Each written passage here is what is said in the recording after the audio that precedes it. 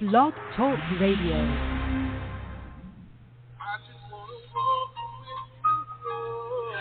All praises, all praises, all praises to our Elohim, all praises to the Most High, to the earthly mother, the heavenly mother, Yahweh Shai, all praises. Big up, big praises, big restoration, big revitalization to our nation. Big up to our brethren and our sisters in this walk as a remnant within the remnant. All praises to our Father, the Elohim of Abraham, Isaac, and Jacob. All praises. So,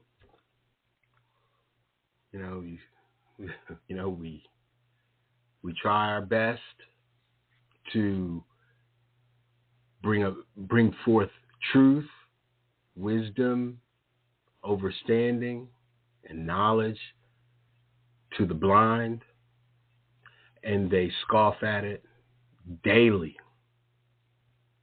They love to scoff at it.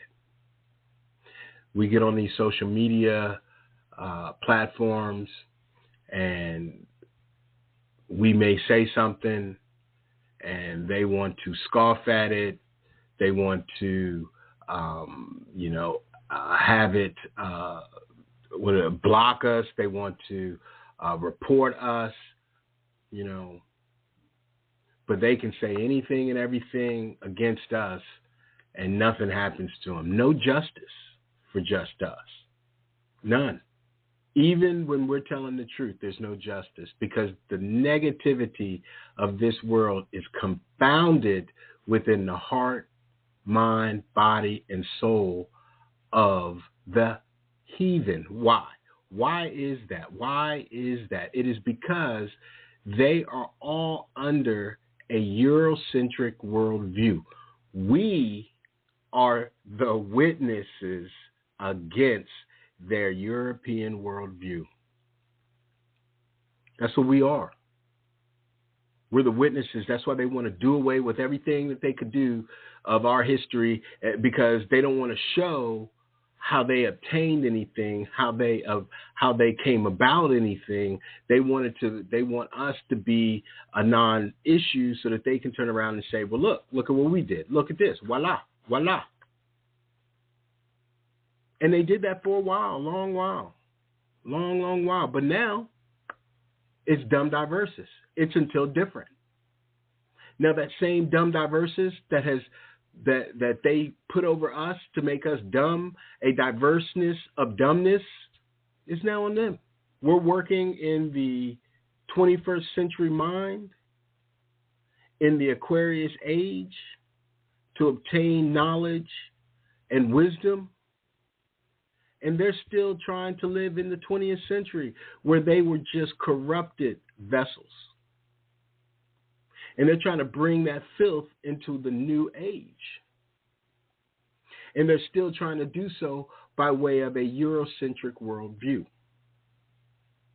And again, we are the witnesses against their European worldview, their eurocentric worldview.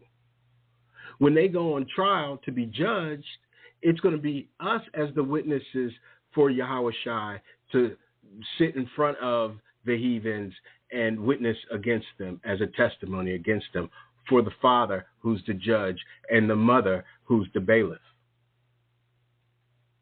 And they're not going to have anywhere to go, and rightfully so.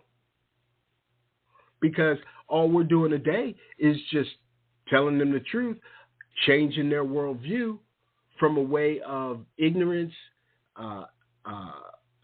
wickedness, lies, and trickery to one that tells the truth. Now watch this. And this is funny because, I don't really do AI or nothing, but I do use, and I don't use it, but I just found myself using it for this situation. And I was reading, I was kind of chuckling to myself because I was like, see there? See there, Father? You are the great, the spirit of the Father is so great right now. It's like so close to us right now. The comforting of the Mother is so close to us right now. The ways of Yahweh Shai is so close to us right now that it just takes us asking questions and we get the answer. It's simple as that. And the reason why the heathens and the Gentiles and the eurocentric people who cleave to the heathens and the Gentiles, the black faces with the white mind, or the red faces with the white mind, or the yellow faces with the white mind, can't seem to grasp this is because they are under the Eurocentric worldview, and they love it. They love it. They love to do that. That's why they're all perplexed about, oh, who are you going to vote? We got to vote for somebody. No, you don't. So what is going to happen if we don't vote? Then what you going to do? You're going to complain? You're just going to do this? You're going to do that? Well, what happened when you did vote? What have you gained when you did vote? Reasoning out a matter. But when you're under Eurocentric worldview, you can't reason out a matter. It's all madness. Now watch this. In sociology, Eurocentrism refers to a perspective that views Europe as the central force in shaping world history, promoting its values as universal and superior.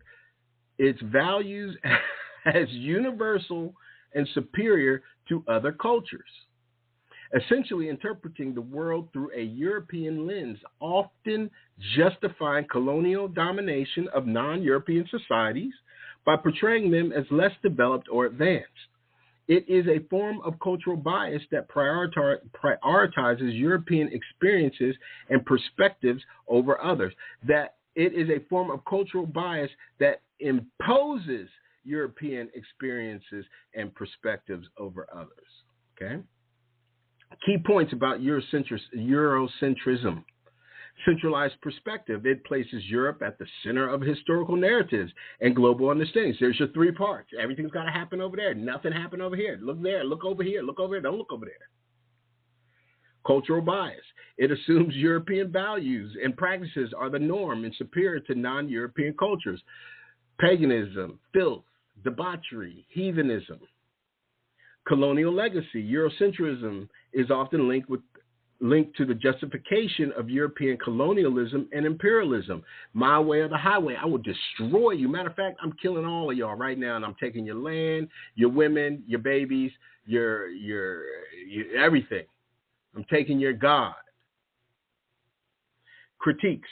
Scholars in various fields, including sociology, history, and anthropology, criticize Eurocentric perspectives for their inherent bias in overlooking non-European contributions. Of course, Eurocentrism is generally defined as a cultural phenomenon. Now watch this. A cultural phenomenon that views the histories and cultures of non-Western societies from a European or Western perspective. Look at that.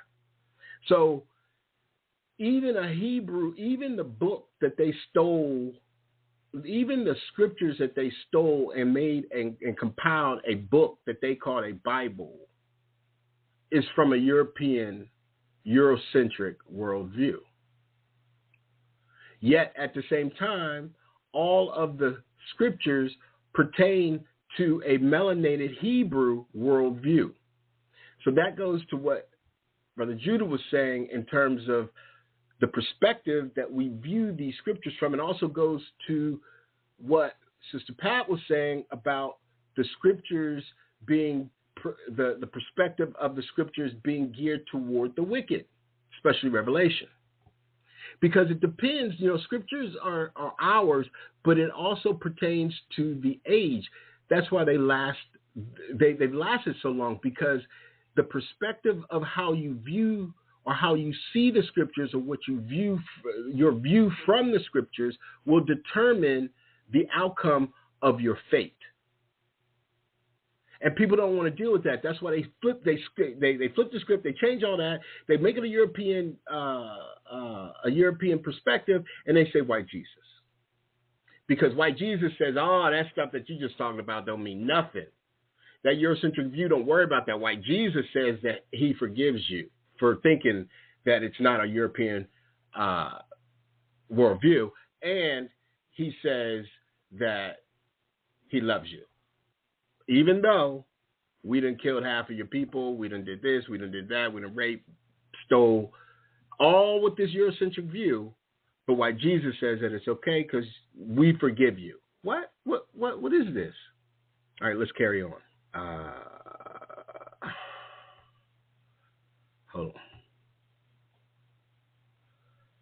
on. Okay, so what is Eurocentric religion? Eurocentrism, the privilege of European culture, beliefs, values, and religions to the extent that these have been naturalized often through imperialism. So let's go back to my initial analogy about the courts. So if you can imagine, we're in court. The Gentiles has their pope as their lawyer, and they are trying to make a case for the Gentiles' actions being reputable, and Yahushua is making a case against the European actions being for the Europeans' actions being reprehensible.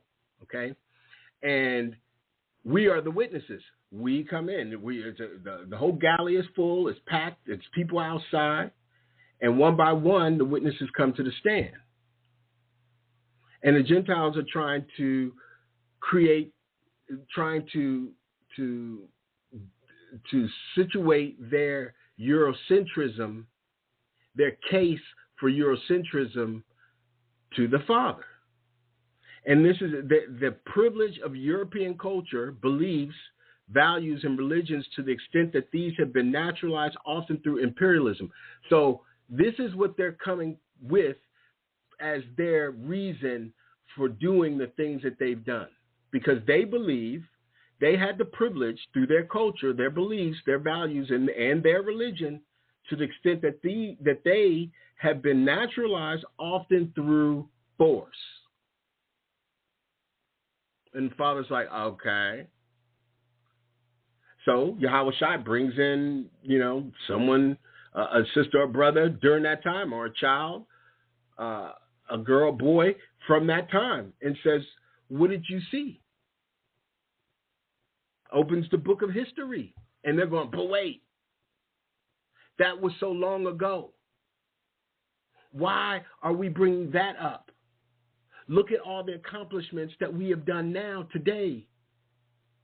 And so Yahushua says, okay, bring in another witness from the 20th century. Wait, we're not talking about 1930s and 40s and 50s and some of the 60s. We're talking about 1990.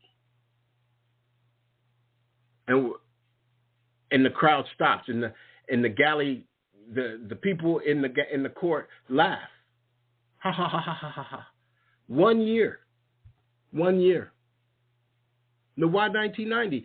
Because that was the change. That was the change from us leaving our melanated worldview of consciousness, going full in on their Eurocentric worldview. 1990. And at that time, they brought in crack cocaine to diversify our dumbness even further.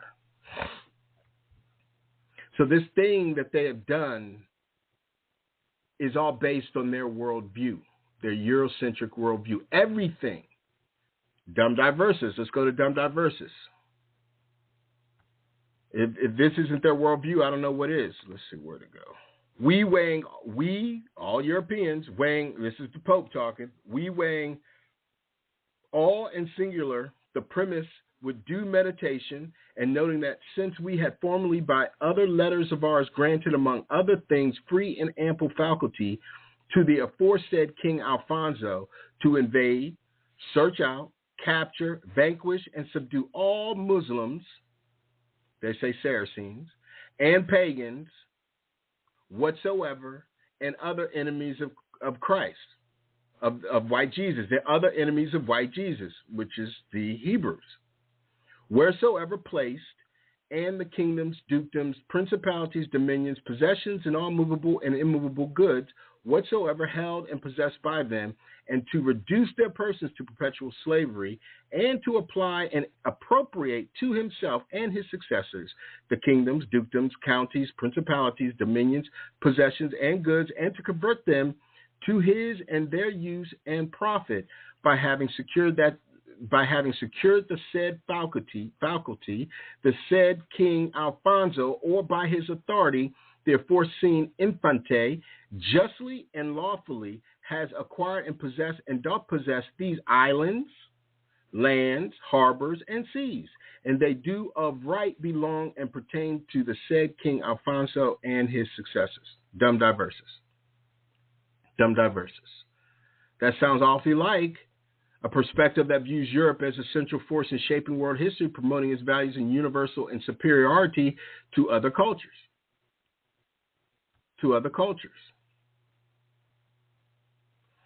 Eurocentrism is a worldview that emphasizes European cultures, values, and concerns over others, and it has its roots in European colonialism and global domination.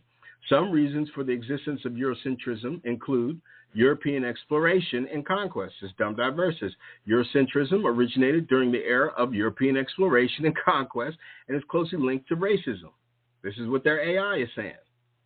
Western supremacy, the Renaissance, the Reformation, the Enlightenment, and modernity are some of the events that shape Western supremacy. Helocentrism, according to historian Enrique Dussel, Eurocentrism has its roots in helocentrism. Helocentrism, or Grecocentrism, is a worldview centered on Greeks and Greek civilization. The worldview presupposes the idea that Greeks were somehow unique.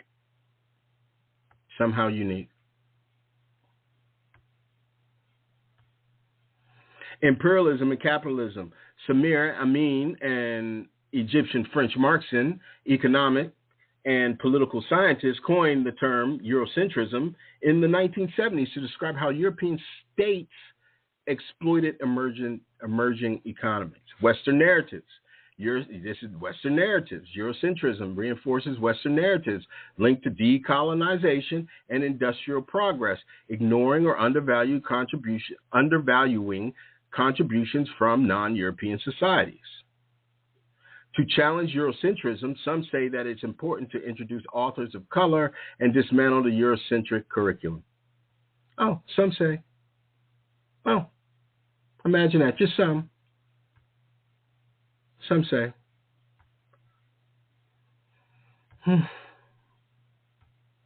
right. So we have established the Eurocentric worldview is one of imposition, of cultural depravity, one where the imposition of values that are not necessarily another's is part and parcel how Eurocentrism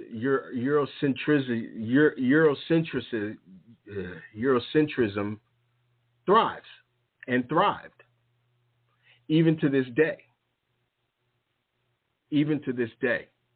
And that is what we are witnessing right now and witnessing against.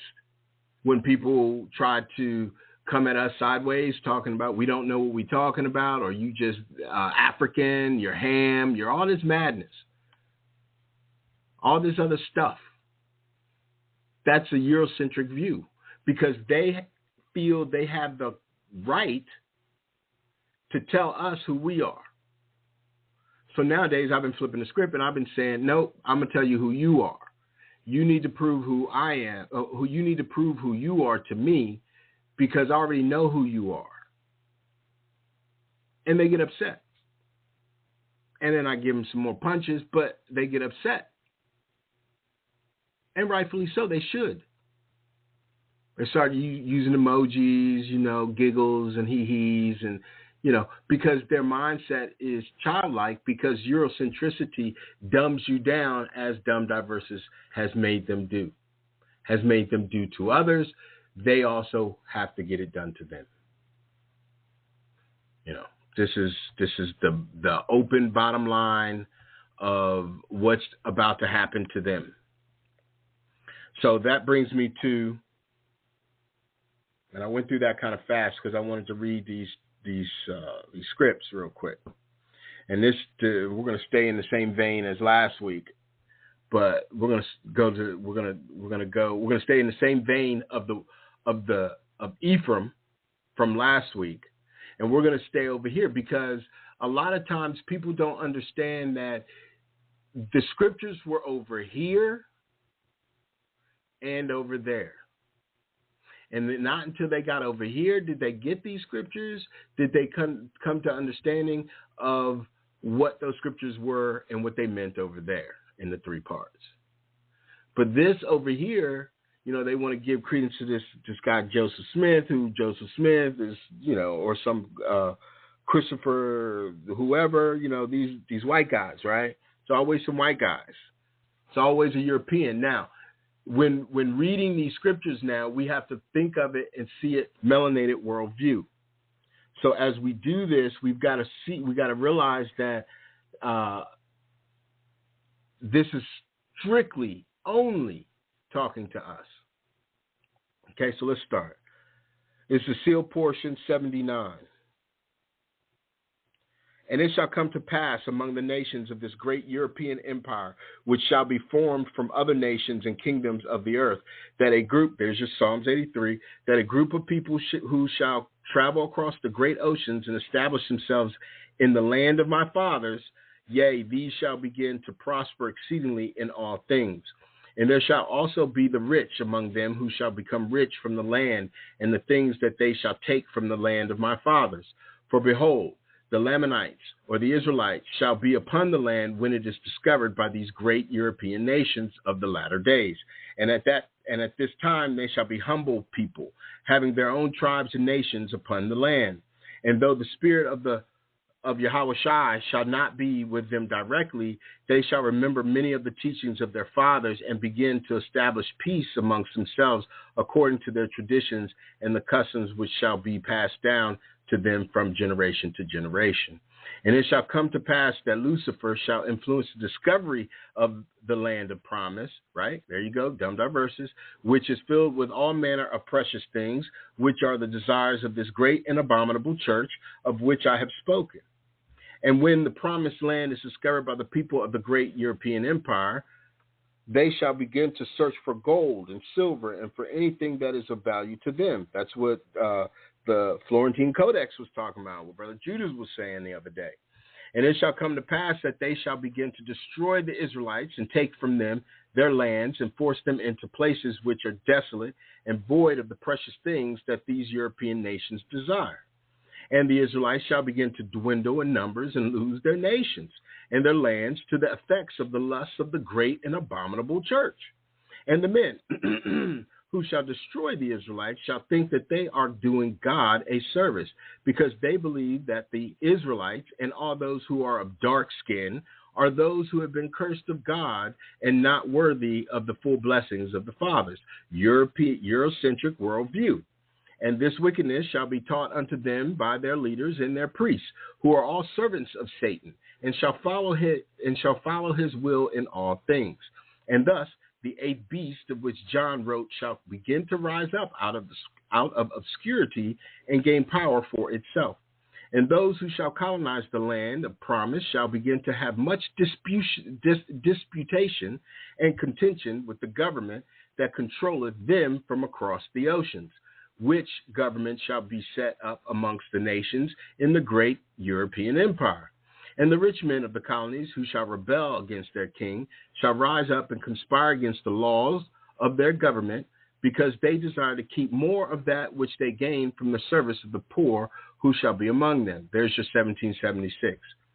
And it flows right through history. Flows right through history. And many of these rich men shall unite together and form an alliance, even according to the covenants and bonds of the secret combinations of old. And these rich men shall be desirous to rebel against the laws that shall be established among them so that they can establish their own laws that will serve them in their desires for more gain. There you go. This is the beginning of the U.S. And these men shall be men of great intelligence who have much power in speaking and in writing. And they shall begin to influence the poor among them, who shall be the majority, to join their cause and fight for them against the government to which they belong. But the rich shall not fight, but shall establish a law amongst themselves, that for the payment of money, even $300, as the number of the beast shall be called by this great and final beast, they shall be exempt from conscription. And these same men shall be inspired by Lucifer to set up their nation and their laws in such a way that they can maintain control over the minds and hearts of the poor and the majority. So the Israelites and the majority of their people. And now ye of the latter days shall also give praise and honor to those whom ye refer to as the fathers of your nation. That's what we're doing. Yea, truly they are the fathers of your nation, but wherein is their righteousness according to the words of Yahweh Shai? Behold, as I have told you to not judge unless it is done according to the spirit in righteousness, which is where we are, ye must know that these men shall be servants of Satan, who shall set up the government of your nation to get gain for themselves, of course. And like those leaders in the kingdoms of Satan before them, they have done all things that they might get gain and protect themselves and their families. Yep. Know ye not that many of these founding fathers that ye hold in such high esteem. Hold on, let's back up. Know ye not that many of these founding fathers that they hold in such high esteem held men of dark skin in servitude? Of course. Behold, there is no man that is influenced by the Spirit of Christ who can hold another man in servitude that he might get gain. Of course not. That's why it's all hootenanny and dark skinned men of Israelite in servitude. And I have shown unto you that the beginning of the half of time had not yet begun, when these men brought forth the nation which would become the eighth beast of which John speaketh. And because the Father had not yet released the Holy Spirit to send his ministrations unto the children of men, the dove came now. The dove, there you go. And because the Father had not yet released the dove to send his ministrations unto the children of men, then how do ye suppose that it was possible that the fathers of your nation could have been inspired by the Spirit of the Father? Well, that's the thing. Through the traditions we knew, just like the prophecies, we knew because of our traditions of who we were.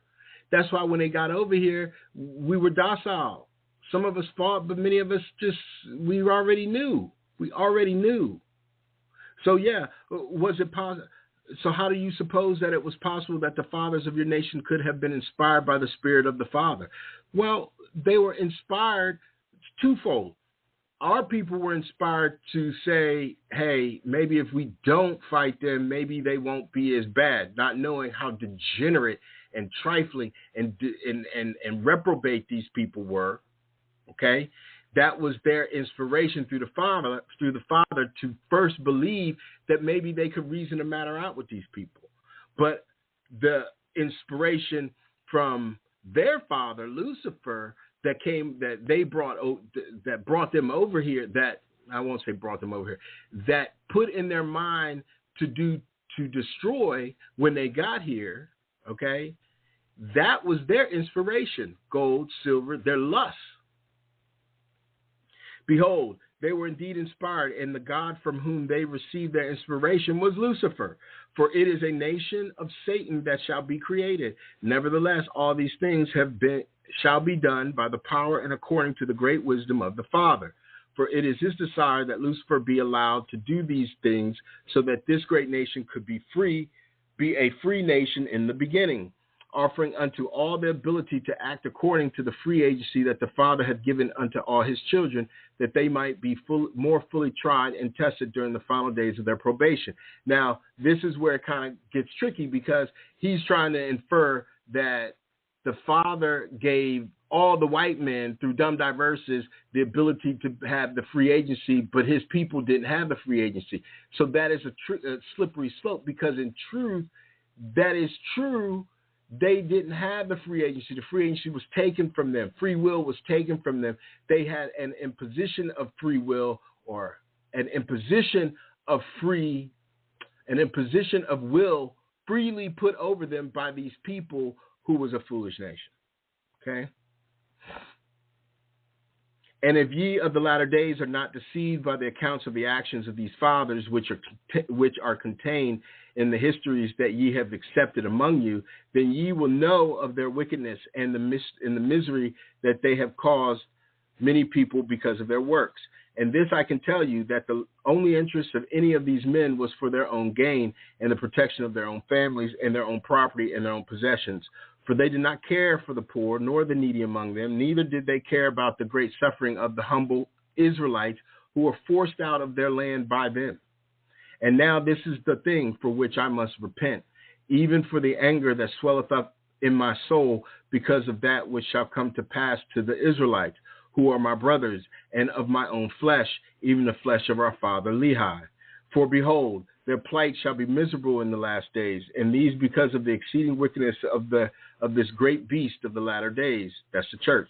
And my soul doth cry for them, for even in my own day they are a proud and noble people, and it is because of the sins of their fathers and the traditions that they have been taught unto them, that they have caused them to come up to battle against us and destroy us. And if the Nephites would have been given heed unto the words of Yahushua, then they would not have been destroyed. But even so, the Israelites shall be a peaceful people among themselves at the day that they are discovered by the European nation of which John had written.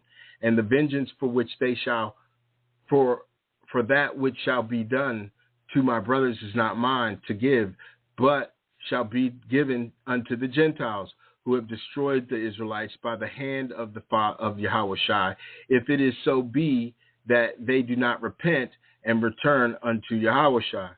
For it shall come to pass that just before the beginning of the half of times, Yahushua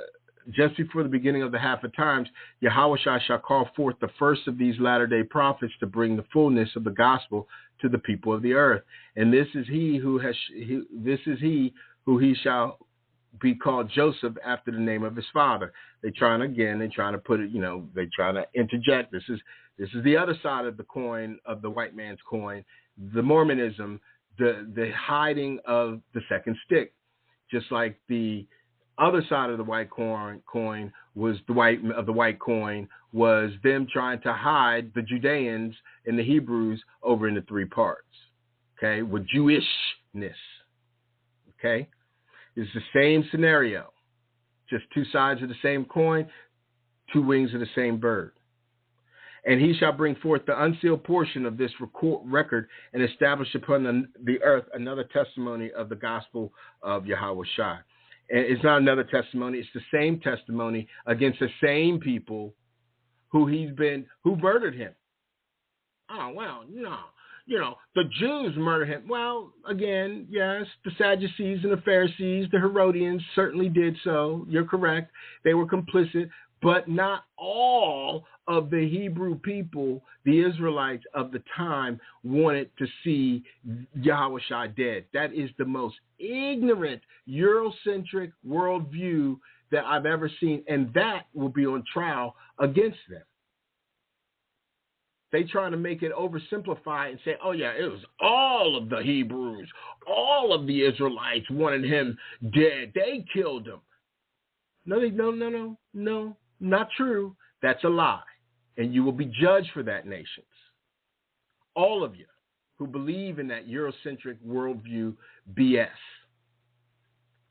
And the Lord spoke of the great blessings that shall come forth to the Gentiles in the last days, even the coming forth of this entire record in its fullness. So, again, they're trying to gain. They got this. This was their blessing, right? This was their blessing. They got everything they wanted. They got the gold, they got the silver, they got the people, they got the books, they got the word, they got the land, they got the ships, they got the eurocentric worldview. Even the coming forth of this entire record in its fullness, if it so be that they repent, but they never repented. and receive these things. And I've already repeated these things once in this portion of the record, that I shall seal up according to the commandment of Yahweh Shai. But because of their great importance to those of you of the latter days, I give these words unto you again, that I might expound further upon them. And Yahweh Shai spoke, saying, and verily I say unto you, I give unto you a sign, that ye may know the time when these things shall be about to take place, even that I shall gather in from their long dispersion my people, O house of Israel, and shall establish again among them my Zion, my land. And behold, this is the thing which I will give unto you for a sign. For verily I say unto you, that when these things which I declare unto you, and which I shall declare unto you hereafter of myself, and by the power of the Holy Spirit, which shall be given unto you of the Father, shall be made known unto the Gentiles, that they may know concerning this people who are a remnant of the house of Jacob, and concerning this my people who shall be scattered by them. And I'm going to read that again, because understand what this is saying and what time we're in now. And behold, this is the thing which I will give unto you for a sign. For verily I say unto you, that when these things which I declare unto you, and which I shall declare unto you hereafter of myself, and by the power of the Holy Spirit, the dove, which shall be given unto you of the Father, shall be made known unto the Gentiles, that they may know concerning this people who are a remnant of the house of Jacob, and concerning this my people who shall be scattered by them. Now, when the dove that shall be given to you of the Father shall be made known unto the Gentiles. That's what's happening now. That's what's happening now. And when we're telling them, hey, there's no spirit in you, you need to understand and cleave to us who has the spirit. What do they say? Oh, you guys are hands. You guys don't know what you're talking about. So what they don't understand, what the world does not understand, because they're so drunken with their eurocentric worldview, is it doesn't matter. It doesn't matter if they believe it or not. The mere fact that they are being told it by his people in this day is the testimony against them. Period. Period. And some people be like, well, you always go on to deal with the Gentiles and beat them. Yes. Yes. Because we have to be the testimony against them. That's what all this is about. It's our restoration. Why are we being restored? Why are we gaining salvation?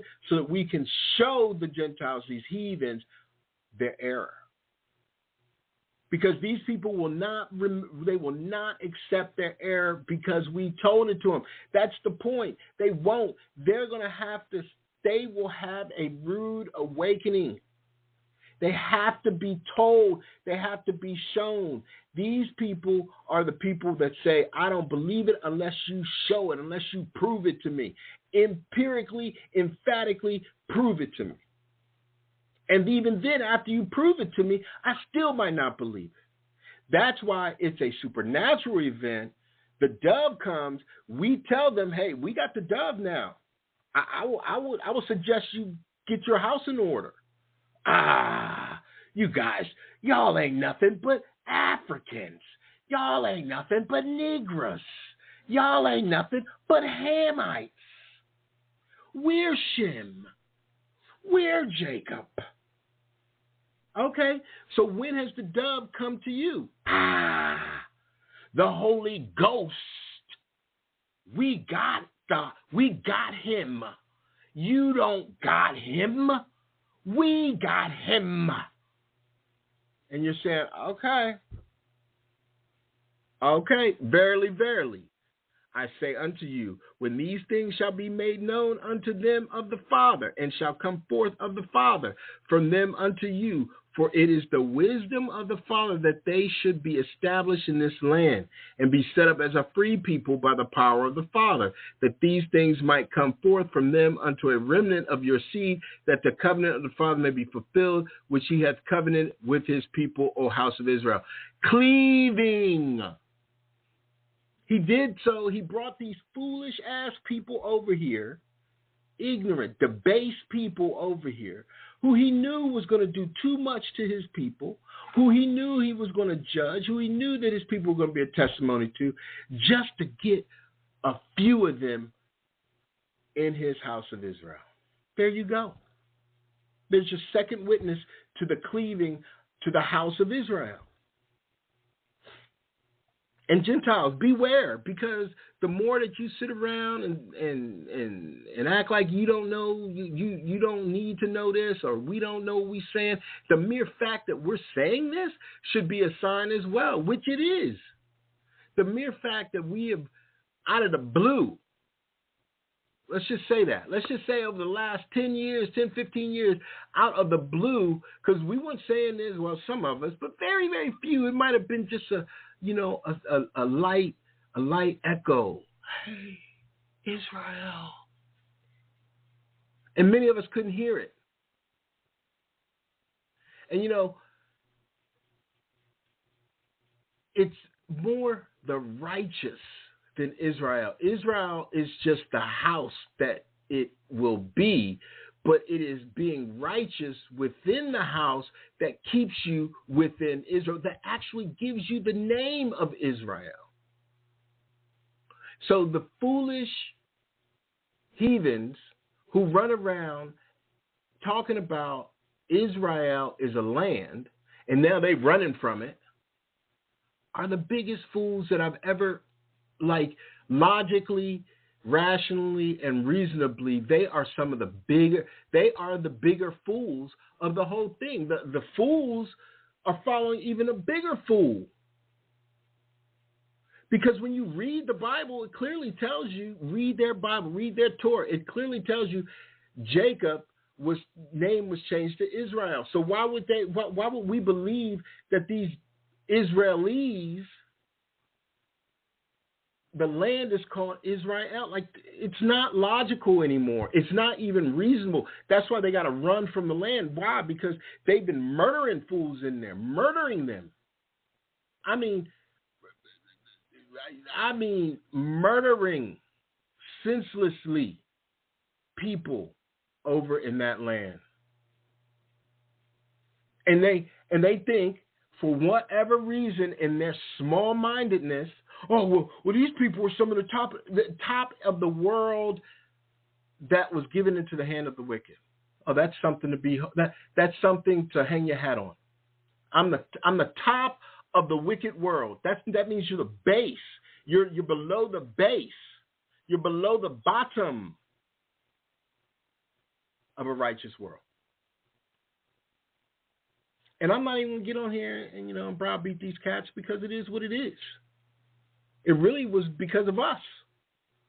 So by default, the fools got an opportunity to hem us up. It is what it is. But now the beauty of it is that we get to stand up in strength, in bondness, and cut it out and be like, nah. And if they get upset over the truth, they have no more authority of imposition. There's no more dumb diverses to impose on us the likes of murder, to shut us up. Otherwise, they would have already done it. Therefore, let me read that other part again. Verily, verily, I say unto you, when these things shall be made known unto them of the Father, and shall come forth of the Father from them unto you, for it is wisdom in the Father that they should be established in this land, and be set up as a free people by the power of the Father, that these things might come forth from them unto a remnant of your seed, that the covenant of the Father may be fulfilled, which he hath covenanted with his people, O house of Israel.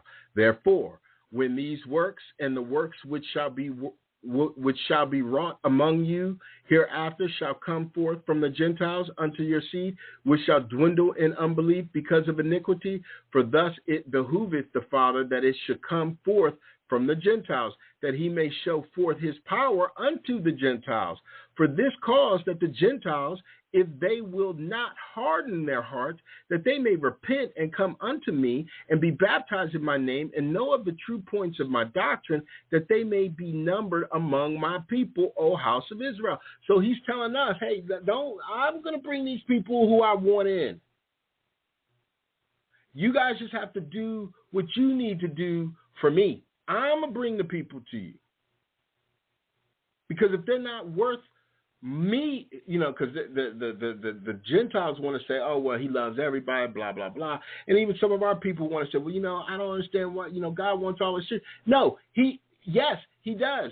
He wants all of his people whom he purged into the house of Israel, into his nation, into his family.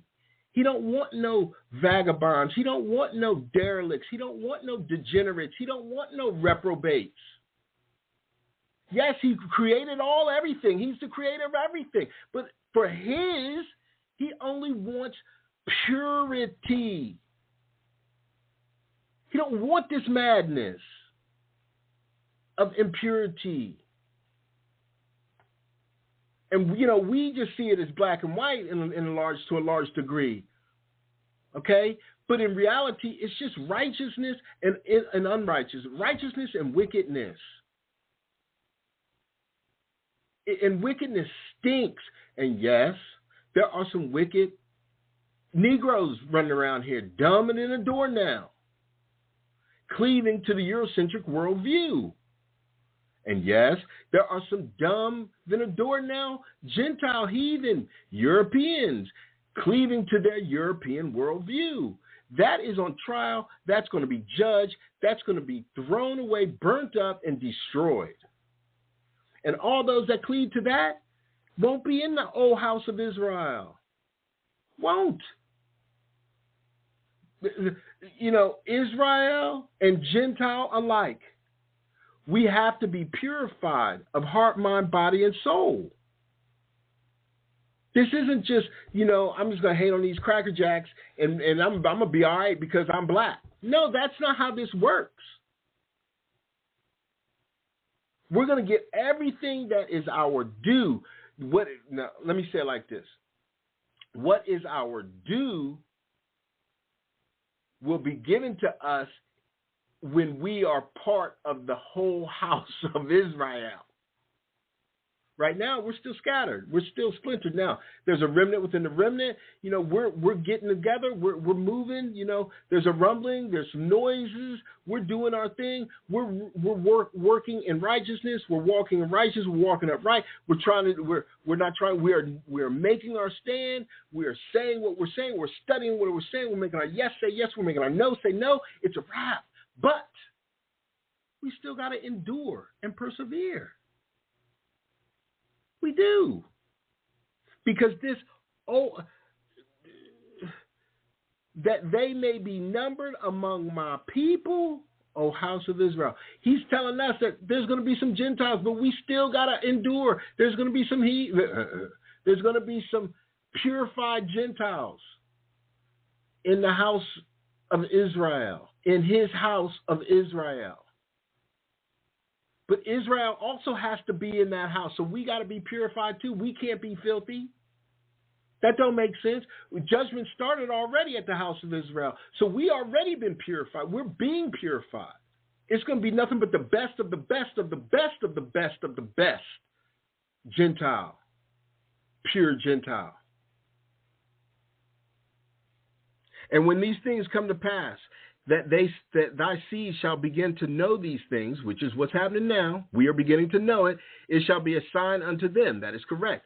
That they may know that the work of the Father hath already commenced unto the fulfilling of the covenant which he hath made unto the people who are of the house of Israel. This is the beautiful thing. And when that day shall come, it shall come to pass that the king shall shut their mouths. Biden shut his mouth. Putin don't say nothing. I don't see none of these presidential kings saying nothing right now. These leaders saying nothing right now. Nothing. For that which had not been told them shall they see, and that which they had not heard shall they consider. That's what they're doing now. Do you mean to tell me that these are these Negroes? These Negroes are the Israelites? You mean to tell me what I was told that I didn't consider is true? For in that day, for my sake, shall the Father work a work, which shall be a great and a marvelous work among them, and there shall be among them those who will not believe it, although a man shall declare it unto them. That's what but behold, the life of my servant shall be in my hand, therefore they shall not hurt him. Although he shall be marred because of them, yet I will heal him, for I will show unto them that my wisdom is greater than the cunning of the devil. Therefore it shall come to pass that whosoever will not believe in my words, Yahushua, which the Father shall cause him to bring forth unto the Gentiles, and shall give unto him power that he shall bring them forth unto the Gentiles, and it shall be done even as Moses said, they shall be cut off from among my people who are of the covenant. See there? And my people, this is for those brothers and sisters who don't believe in Yahushua, who does not believe in our brother. Okay? This for all of them that won't acknowledge him, won't give him his credit, won't deal with his ways. They're going to be cut off. And my people who are a remnant of Jacob shall be among the Gentiles, yea, in the midst of them as a lion among the beasts of the forest. That's right. As a young lion among the flocks of sheep, who, if he go through, both treadeth down and teareth in pieces, and none can deliver. Their hand shall be lifted up upon their adversaries, and all their enemies shall be cut off. Yea, woe be unto the Gentiles, except they repent. For it shall come to pass in that day, saith the Father, that I will cut off thy horses out of the midst of thee, and I will destroy thy chariots, and I will cut off the cities of thy land, and throw down all thy strongholds. And I will cut off witchcrafts out of thy land, and thou shalt have no more soothsayers. And thy graven images I will also cut off, and thy standing images out of the midst of thee. And thou shalt no more worship the works of thy hands, and I will pluck up thy groves out of the midst of thee. So will I destroy thy cities. And it shall come to pass that all lyings and deceivings and envyings and strifes and priestcrafts and whoredoms shall be done away with. For it shall come to pass, saith the Father, that at that day whosoever will not repent and come unto my beloved Son, them will I cut off from among my people, or house of Israel. And I will execute vengeance and fury upon them, even as upon the heathen, such as they have not heard. But if they will repent and hearken unto my words, and harden not their hearts, and I will establish my assembly among them, and they shall come in unto the covenant, and be numbered among this, the remnant of Jacob, unto whom I have given this land for their inheritance. And they, given this land for their inheritance. Where was this found? Where was this written? Here in the Americas. And they shall assist my people and remnant of Jacob, and also as many of the house of Israel as shall come, that they may build a city, which shall be named the New Jerusalem. Oh, what you Negroes ever build? Y'all ain't never build nothing. What you mean? What ingenuities have you guys ever done? Y'all ain't never built or did nothing. Yeah, we're about to build our whole society again on top of your filthy, wicked world. And then shall they assist my people, that they may be gathered in, who are scattered upon all the faces of the land, in unto the New Jerusalem. And then shall the power of heaven come down among them, and also will be in the midst. And then shall the work of the Father commence at that day, even when the gospel shall be preached among the remnant of this people.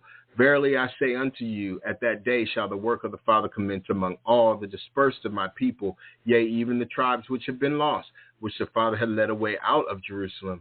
Yea, the work shall commence among all the dispersed of my people, and the Father shall prepare the way whereby they may come unto me, that they may call on the Father in my name. Yea, and then shall the work commence with the Father among all nations, in preparing the way whereby his people may be gathered home to the land of their inheritance. And they shall go out from all nations, and they shall not go out in haste, nor by flight,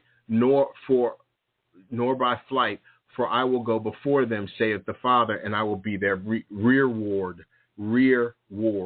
And now, because you know how the Gentiles would do, we'd be leaving and they try to come up the back because in our we would say, okay, everybody, let's go, and we'd be leaving, and the Gentiles is trying to pick off the ones in the back. So he's going to be in the back. He ain't going to let that happen. And now I know that there are those among you of the latter days that shall believe that the work of the Father shall commence when the first of these latter day prophets shall come forth among you. And it shall be a beginning in that he shall prepare the world for the coming forth of the sealed portion of this record, that shall be that which is the most instrumental in fulfilling the words of Yahushua which he had spoken. For behold, ye who receiveth these things knoweth that this first prophet shall come forth in the latter days, shall be killed by the Gentiles. Who? The Gentiles. Who? Mike Jones. And that the church that he shall make an attempt to establish shall be destroyed from off the face of the earth. Right? And the Lord and Yahushua hath said that the life of his servant shall be in his hand. Therefore they shall not hurt him, although he shall be marred because of them. Yet I will heal him, for I will show unto them that my wisdom is greater than the cunning of the devil. Now this Yahushua has said concerning the second of these latter day prophets, who shall come forth among you. For the first of these shall be murdered by you after he hath accomplished that which he came upon the earth to do. Yea, he was called in the spirit of Elias. If ye can receive this, to prepare the way for the second prophet, who shall be among you. And this second latter day prophet shall be called in the spirit of Elias, to prepare the people for the coming of Yahushua in his glory. And at the great day of Yahushua shall he establish his assembly among the people, and gather the elect from the four corners of the earth. And the life of this second latter day prophet shall be in the hands of Yahushua, and he shall be marred by the world, but not killed like unto the first, but shall be the means of bringing many people to Yahushua. And he shall bring forth this sealed portion of this record, which shall teach unto the whole earth the truth in all things pertaining to the gospel of Yahushua. Therefore, those of you who belongeth to this great church that is called after the name of Yahushua of the latter days, do not be deceived into believing that your church is the true church of the Elohim of the Most High, as was attempted to be established by the first prophet among you. For your church is nothing like unto the church that Joseph attempted to establish among you. And there shall be no true church of Christ in the latter days, until he cometh in the glory to set it up for himself. Nevertheless, the first prophet shall make an attempt to establish a church or an assembly of the Most High among you, but it shall fail because of the wickedness of the Gentiles. And because of the wickedness of the Gentiles of the latter days, all of the words of Yahushua shall be fulfilled concerning them. And the blood of the righteous Israelites shall be avenged upon their heads by a remnant of the house of Jacob that shall be among the Gentiles. Yea, in the midst of them as a lion among the beasts of the forest, as a young lion among the flocks of sheep, who, if he go through, both treadeth down and teareth in pieces, and none can deliver. Their hand shall be lifted up upon their adversaries, and all their enemies shall be cut off. And now ye of the latter days know that these things did not come to pass in the days of this first latter day prophet, but these things shall come to pass during the days of the second prophet of the Most High, even the bearer of Yahushua, who shall be known among you as Yahushua. Now, the last part of this is the degenerate Mormons interjecting their madness back into our scriptures, interjecting their madness into our scriptures of the second stick of the 10 tribes. Okay. But the point of this is to show that we are growing. The dove is with us. That is the sign. That is what is happening right now, where wisdom is another confirmation, just to show wisdom is with us. We are now being able to reason the matter out. We're now being able to cut these heathens and Gentiles to pieces, just like it said, right? Just like it said, we're the lion, young lion among the flocks of the sheep, who, if he go through, both tread it down and teareth in pieces, and none can deliver, right? So this is what's going on with us right now. This whole 79, when I read it, I don't know, a year or so ago, kind of stuck with me. And today I was doing some meditation, and 79 popped in, and I was like, let me go check it. And lo and behold, voila. Lo and behold, voila. The Most High is beautiful. I'm here to attest to the fact that all things are good and faithful within our spirit from the Father and Yahweh Shai. All things, all praises, all praises. So we're now witnessing the beginning of the judgment of the Gentiles. This fourth quarter is going to be tricky for them. Those that have this eurocentric worldview. This mindset is going to tear them apart because they are not going to be happy. They're not going to win. There's going to be losses all around. And the only people that are going to prosper through this and endure and persevere are the young lions. And that's us. We are young lions and young lionesses, okay? We are now in the midst of the Gentiles, of their trouble.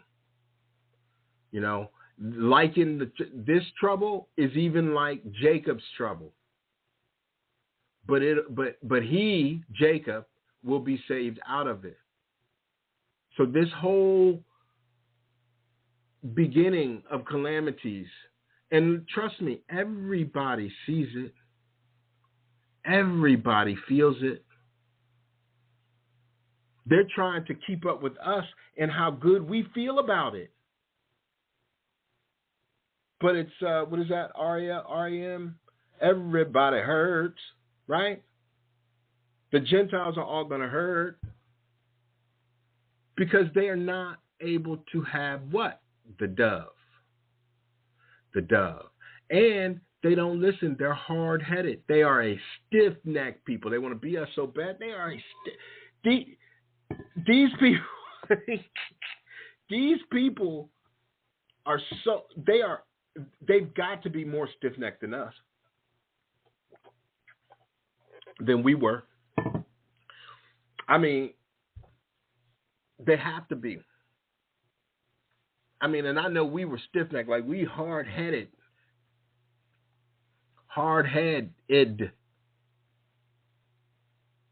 My mama used to say, hard head, soft ass, because you were getting beat all the time. These people ain't been beat. So they straight up hard-headed. We as stiff-necked as we were, we did have some semblance of understanding because we had our spirit with us that would comfort us to some degree. But the Father had enough. He was like, no, get away from that child. I'm taking this over. And he goes, no, don't beat him so hard. Oh, don't tell me what to do. I'm about to put the wood to these children. And he did. And now he said, all right, I'm gonna let you go back and comfort them because I done put the whoop ass to them long enough. Now I'm gonna turn my attention over here to these folks who I told to do something, and they did it and more, much, much more. And they don't even understand when I bring my children up, when I'm comforting my children, when I'm telling my children to tell them, hey, go easy, be careful, listen to what I'm saying. The Father that I'm talking to them, telling them what to say to them. They won't even acknowledge. They won't even consider it.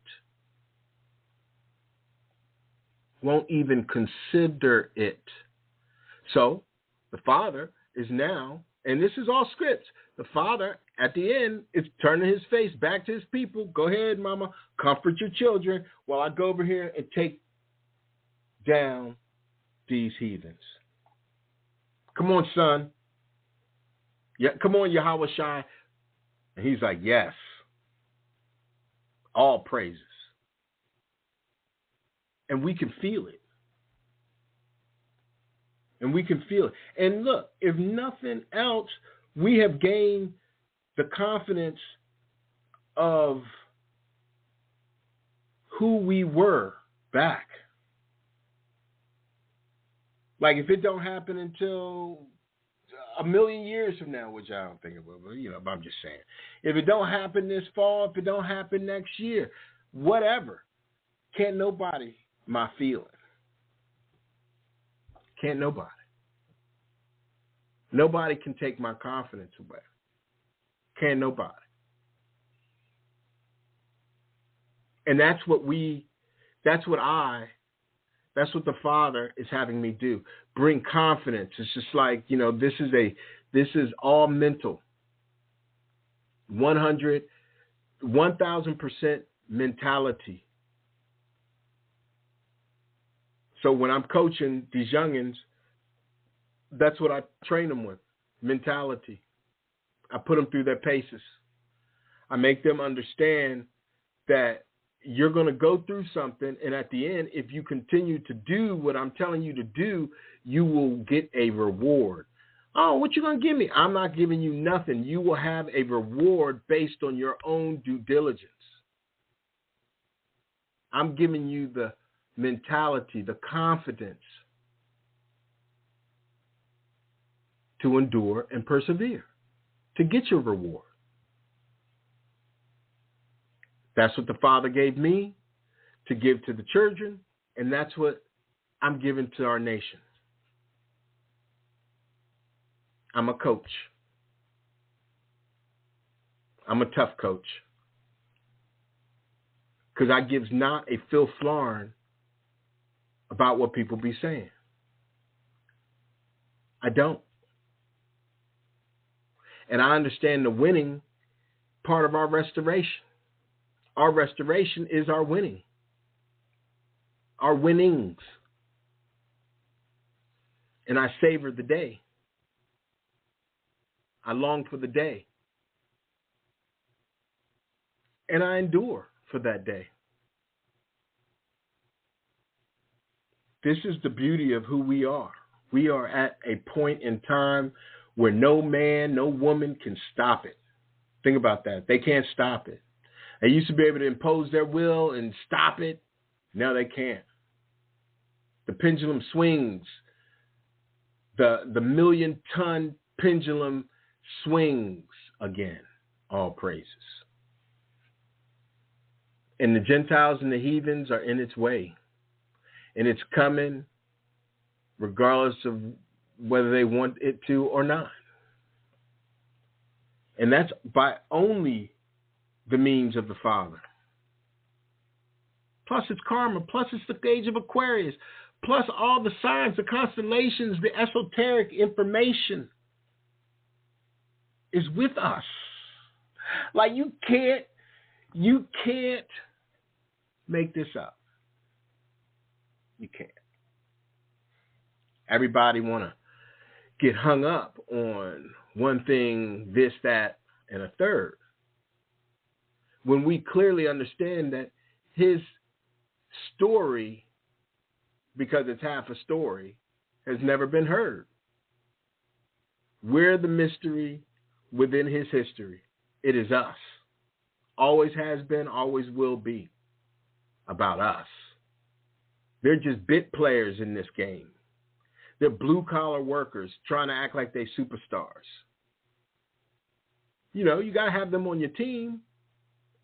But they think they're superstars. And the superstars have been pushed to blue-collar workers. And it's like, wait a minute. At some point, karma was coming to change. And this energy that's out here now is flowing. Wow. It's flowing. And when you feel confident in who you are, when you feel confident in who you were, when you feel confident in whose you are, man, brother, sister, really though, we can move a mountain. And that's where it all boils down to. The collective consciousness of our beings has now come into focus, and we're magnetically connecting back to the source. All for one and one for all. Brand new beings, right? The brand new beings. This is a beautiful thing. Like we're about it. Like I am so excited that I just take my time with it. Because I want to eat it all. I want to taste every morsel of this awakening. I don't want to put nothing, I don't want to lose any crumb. None. All right, so we're going to end with this one. So where we began with 79, we're going to end with chapter 8 of Mormon, 2 Nephi 8.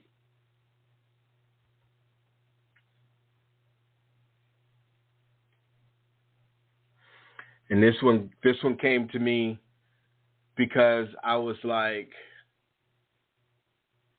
how can I, this is the coach in me again, how can I, what's the word? How can I encourage our people?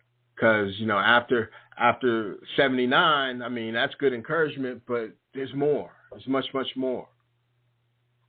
And as we meditate further, number 8 came to me. That's what I was like, number 8. I said, number 8. So here we go.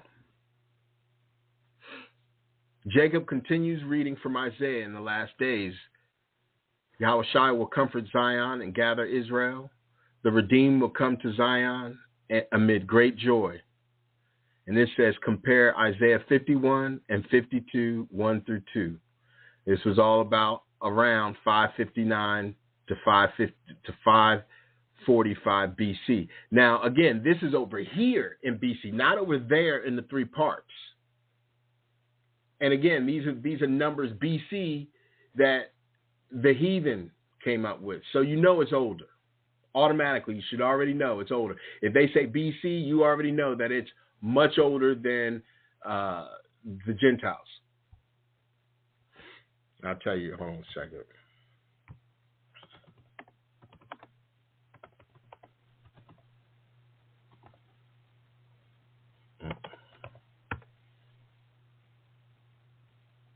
So Rome, they're telling you Rome began in 753 BC. So 753 BC.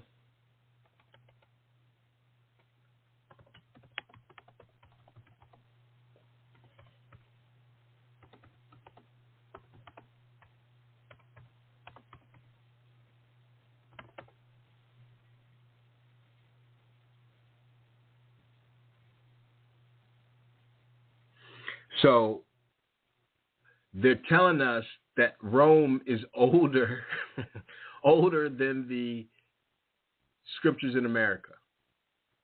Okay?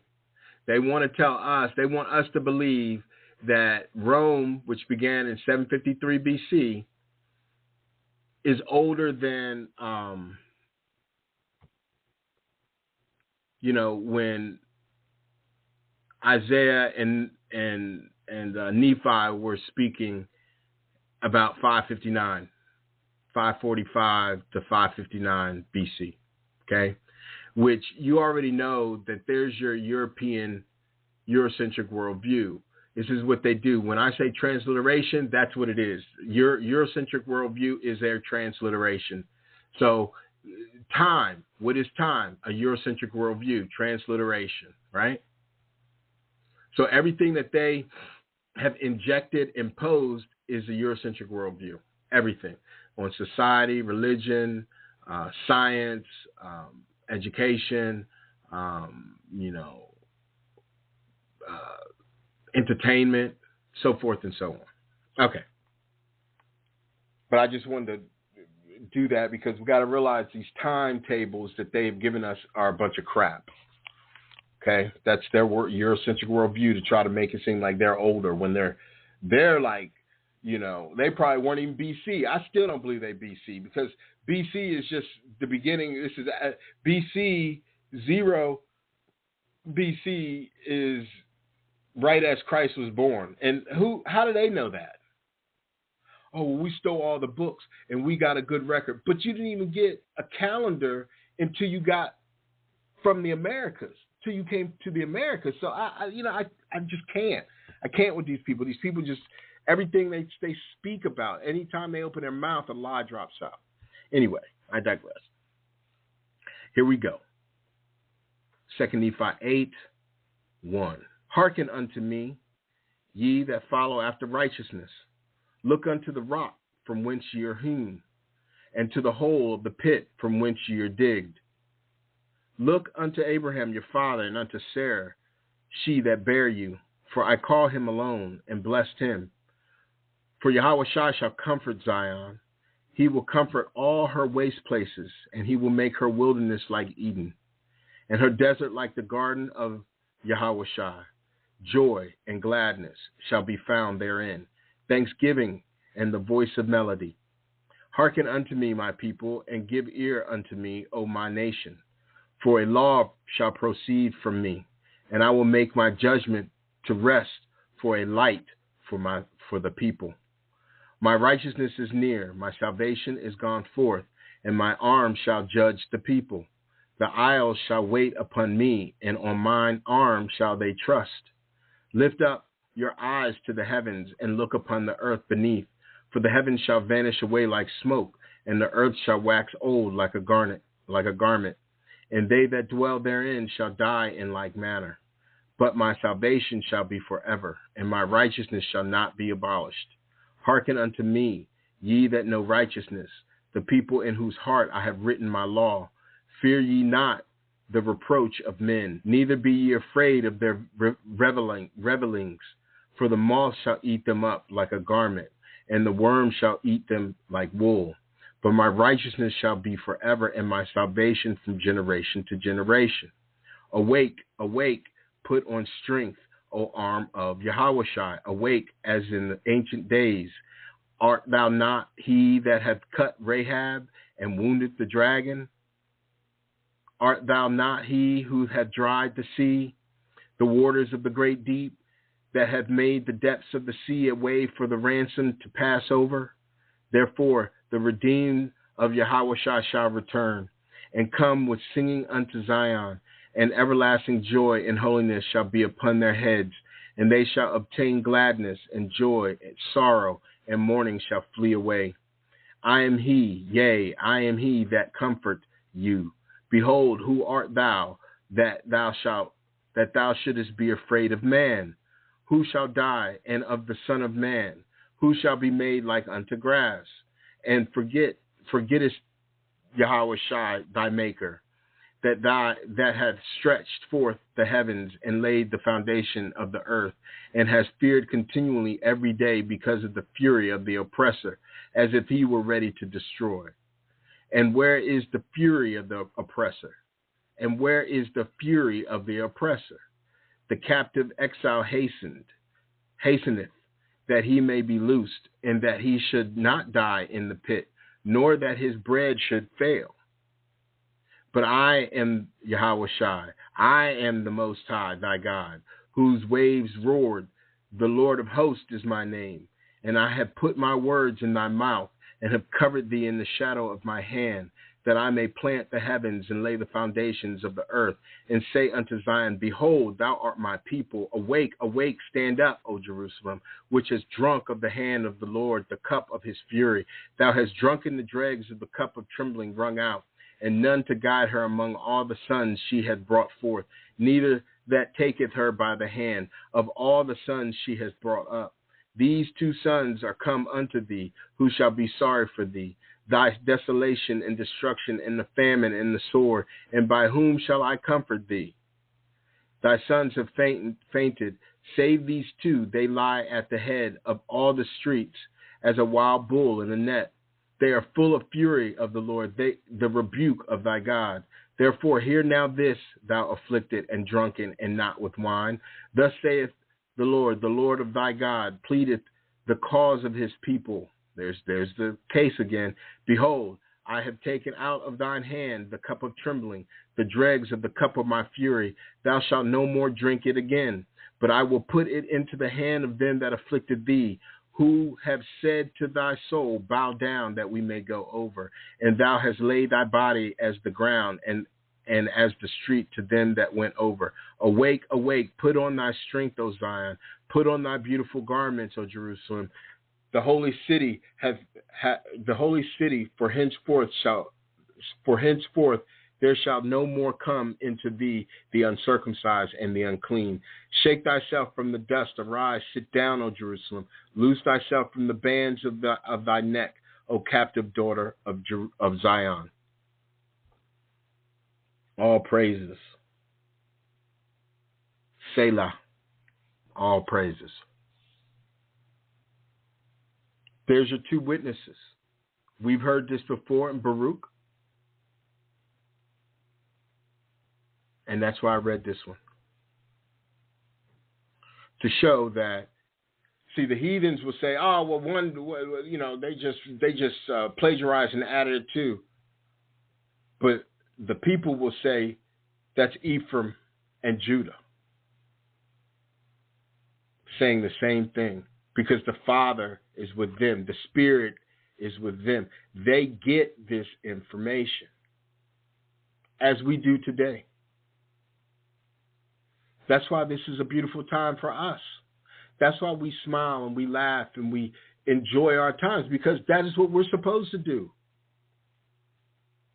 We meditate and we think very, very, very, very deeply.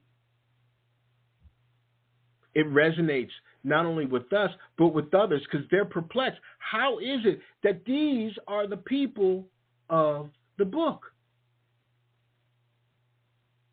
They're perplexed at that. That's why they moan and they groan and they try to wrestle with this reality. And we're just sitting here waiting for our new city and doing the right thing. We're treating people the right ways. Shoot, we're treating ourselves the right way now. That's huge. Why? Because we are being restored. You don't see these heathens being restored. You see them going all in. They trying to vape. They trying to smoke. They trying to grope. They trying to eat. They trying to peek at people. They're lustful. They're degenerate. They're reprobate. They're not trying to do the right thing. Every time I look on the TV, which is very rare, it's always about somebody dying. There was a kid that went into the shot up the school. I don't even know if that's true, but nevertheless, what do they expect?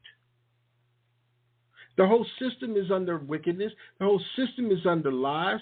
They give them guns. They give them any ability to destroy themselves and other people, and they want to sit here and act like we have to feel sorry for that?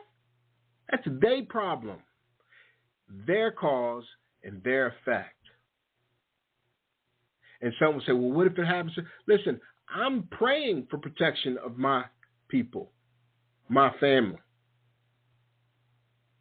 my seed. And because as a man, I'm trying to be covered by Yahweh Shai, why would I think that could happen to my folks? That's doubt. That's unfaith. That's no faith. So yes, I get to prejudge these fools for doing what they doing, for loving what they loving, for acting the way they acting. Because it's all ignorance, all of it. Not one bit of anything that they do shows any type of righteousness, shows any type of wisdom. Nothing. Their acting or TV shows, their movies, their politics, their education, their curriculums, their science, and we know their religions. It's like science. They want us to get a DNA test, But then yet they, in the same vein, this is the ignorance of the people. In the same vein, they want us to believe that white people are ancient. Why would I get a DNA test based on a Eurocentric worldview that white people are ancient, when in fact genetics would show, basic genetics, basic biology would show that there is by no stretch of the imagination that they're ancient, because they could not endure nor persevere through ancient times genetically. So, I mean, at the end of the day, when we're just trying to reason a matter out, nothing fits their paradigm. Nothing. And I ain't even mad at them. But don't act like I ain't nobody when I am an Hebrew with a race of humanity. My ethnicity is Hebrew. Ibu. My race is humanity. So don't act like I don't know who I am. Let me ask you, do you know who you are? Because, see, it appears that the problem lies with you, because your Eurocentric worldview has told you that you can tell me who I am, yet be delusional about who you are. All praises, all praises. All praises to our Elohim for this word, for bringing forth an understanding and tearing down the European, Eurocentric worldview. Brother Morale, shalom.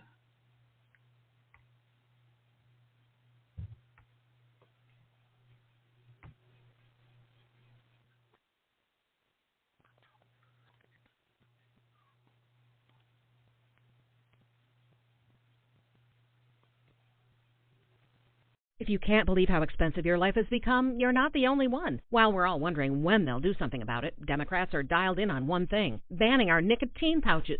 Kamala Harris, stay away from our pouches. Paid for by Duty to America. Not authorized by any candidate or candidates committee. DutyToAmericaPAC.com. At your job, do you ever have to deal with a nose roller? How about a snub pulley? Well, if you're installing a new conveyor belt system, dealing with the different components can sound like you're speaking a foreign language. Luckily, you've got a team ready to help. Grainger's technical product specialists are fluent in maintenance, repair, and operations. So whenever you want to talk shop, just reach out. Call, click Grainger.com, or just stop by. Grainger, for the ones who get it done.